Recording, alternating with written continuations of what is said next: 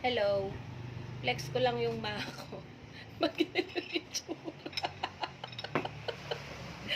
Oh, hindi siya pantay.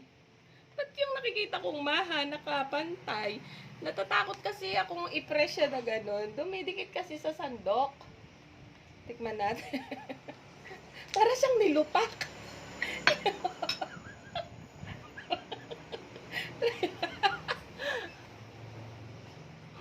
Hmm? Hap naman.